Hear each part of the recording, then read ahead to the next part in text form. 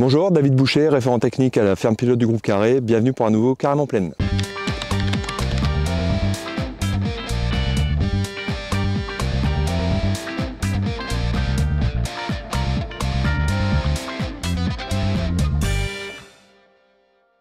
En attendant des conditions un peu plus propices à la sortie des tracteurs et des pulvées dans les champs, nous vous proposons un petit tour de plaine sur blé et sur colza pour faire un peu le point sur l'état des cultures.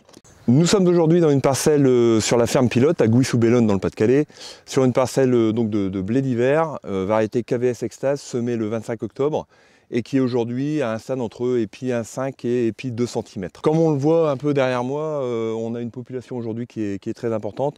Donc on va faire le point sur deux choses qui sont du moment, c'est le risque septoriose et puis la régulation des blés tendres. Le risque septoriose d'abord, alors première chose très importante, vous verrez souvent dans les champs actuellement des feuilles qui sont d'une drôle de couleur, un peu jaune, un peu marron.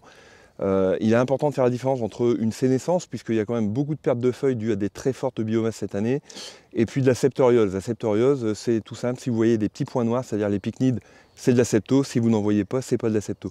C'est important de les différencier parce que le risque à partir de là sur le courant montaison des maladies ne sera pas le même. Au niveau de la régulation des blés, donc autant les printemps précédents, on avait un risque verse qui était relativement faible. Cette année, on est sur un risque plutôt élevé, on va vous expliquer pourquoi. Alors, le premier facteur de risque, il est variétal. Sur des variétés comme Complice, comme Prestance par exemple, il est important de faire très attention puisqu'elles sont sensibles à l'averse. Et puis d'autres variétés comme Chevignon ou Campesino ont quand même ce petit talon d'Achille et ont tendance à s'adosser en fin de campagne, déjà sur des printemps avec des montaisons qui sont faciles. Cette année en plus, on ajoute un facteur azote qui est très important, c'est-à-dire que l'azote a très bien marché, il y avait des gros reliquats, ça c'est un point non négligeable. Et puis on sort d'un hiver où finalement on n'a pas perdu de pied. On a des populations très importantes, entre 1000 et 1500 tiges au mètre carré, ce qui fait qu'on va avoir une compétition pour aller chercher la lumière, puisque c'est ce qui déclenche une lutte un peu effrénée pour trouver de la lumière. Et en plus, on a une montaison qui a commencé très tôt cette année, donc en jour court, c'est-à-dire on a une montaison qui était à partir du 15-20 mars, et par un temps qui est très nuageux, comme on le voit depuis quelques temps. Ce qui fait que tout ça concourt à avoir un risque vert cette année, qui est qualifié d'élevé, voire à très élevé dans certaines parcelles. Comment procéder sur une régulation efficace? Quand on le peut, c'est intervenir dès les pieds 1 cm avec des solutions à base de chlorméquate et revenir un petit peu plus tard entre 1 et 2 nœuds avec des solutions à base de Trinexapac. Ça, c'est pour des cas de risque verse très élevé. Cette année, si on a loupé le premier passage à cause de la météo, on va commencer à être un petit peu court. À partir du moment où on passe le stade épi 3-4 cm, les solutions chlorméquate sont assez limitées. Donc on va devoir se rabattre sur des renforts à base de Trinexapac, voire de Prohexanione calcium, qui est une solution d'ailleurs qui existe en biocontrôle en forme solo. Niveau réglementaire, faire très attention, le chlorméquate est interdit en mélange. Et certaines solutions à base de Trinexapac sont interdites aussi en fonction de la concentration du Trinexapac. Donc on ne mélange pas ces produits-là, le chlorméquate, ce qu'on appelle les C5 classiques, vous devez les passer solo. Autre point réglementaire, en date du 21 mars 2023, désormais les produits qui sont qualifiés de CMR2 sont interdits à moins de 10 mètres des habitations. C'est la fameuse distance de sécurité riverain. Alors, il n'y a aucun souci sur les produits régulation dont on parle actuellement, mais vous ferez attention, vous regardez un petit peu dans votre local, il y en a quand même quelques-uns, et en cas de besoin, n'hésitez pas à nous contacter à la ferme pilote. Comme pour toute intervention phyto, il est important de maîtriser sa pulvée, notamment l'adjuvantation, donc n'hésitez pas à renforcer l'action de votre produit avec un étalant, un pénétrant type Alcyone par exemple. Au niveau du risque rouge-jaune dans le modèle Yellow, qu'on peut suivre dans le BSV, on voit que le risque avait tendance à s'accentuer ces derniers temps. Avec la remontée des températures, on peut s'attendre quand même à de la rouille jaune. Il est important de surveiller les parcelles, notamment les variétés qui vont être sensibles. Campesino, c'est souvent le premier à être impacté.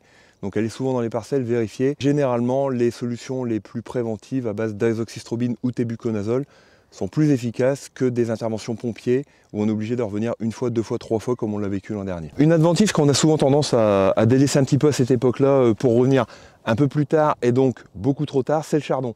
Le chardon, considéré qu'à partir du stade 6-8 feuilles, il aura atteint son autonomie énergétique et il commencera à restituer au rhizome toute l'énergie qu'il a empruntée pour pousser. La vraie période idéale pour détruire du chardon, c'est-à-dire pour aller casser du rhizome et puis limiter sa prolifération les années d'après, c'est en ce moment. Donc idéalement avec des solutions à base d'hormones, il faut un petit peu de température, normalement ça va s'arranger, ou des solutions à base notamment de méthylfuron, mais là attention à des variétés sensibles comme Extase ou Fillon, et surtout attention si vous voulez réussir vos couverts derrière, ou implanter un colza sans labour, puisque les sulfos sont assez déconseillés dans ces cas-là. Alors nous voici sur une parcelle de colza de variété Ellipse, semée le 25 août, qui est actuellement sur un stade entre boutons accolés, boutons séparés.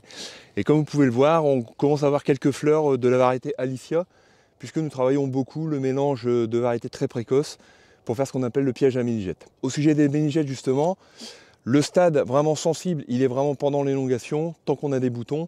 À partir du moment où il y a des fleurs, il n'y a plus aucun risque avec les ménigètes. Il est très important de gérer les populations et non pas de vouloir les éradiquer, puisque le ménigète va maintenant devenir un pollinisateur dès que notre colza va être en fleur. L'autre ravageur du moment, on arrive à la fin d'ailleurs, hein, c'est le charançon de la tige, qu'il est important de suivre avec des cuvettes jaunes pour les captures. À partir du moment où on est en plein pic de capture, on estime que les femelles sont matures 8 à 10 jours après, que la ponte va démarrer. Donc pour placer un insecticide efficace, il est important d'attendre et de ne pas partir dès qu'on voit un charançon dans la parcelle. Pour les charançons, il n'y a aucun problème de résistance aujourd'hui, une pyrétrinoïde simple fera l'affaire. Pour les ménigètes, si vraiment il était besoin d'intervenir, il vaut mieux privilégier des mélanges doubles. Attention aux mentions abeilles des produits, puisqu'il y a toujours quelques fleurs qui vont traîner et la réglementation est intransigeante là-dessus. Alors niveau fertilisation, normalement les apports d'azote ont été soldés. C'est important puisque le colza va consommer 150 kg d'azote dans les 50 jours hein, à peu près. Si on a peur de carence en bore ou molybdène, c'est les deux oligos les plus importants. Il est encore temps de les apporter jusqu'à boutons accolés séparés. Il est très important de raisonner oligo, c'est-à-dire que trop souvent on limite la fertilisation en NPK. Or les carences oligo sont parfois plus préjudiciables que les carences en phosphore ou potasse. Donc n'hésitez pas à apporter un produit de type Nutri-BMO qui apportera les besoins en bore et molybdène du colza, à savoir 500 g de bore, 50 g de molybdène. J'espère que ce numéro aura répondu à vos questions et si vous en avez d'autres, n'hésitez pas à contacter votre TC Groupe Carré ou la ferme pilote. A bientôt pour un nouveau Carrément Plaine.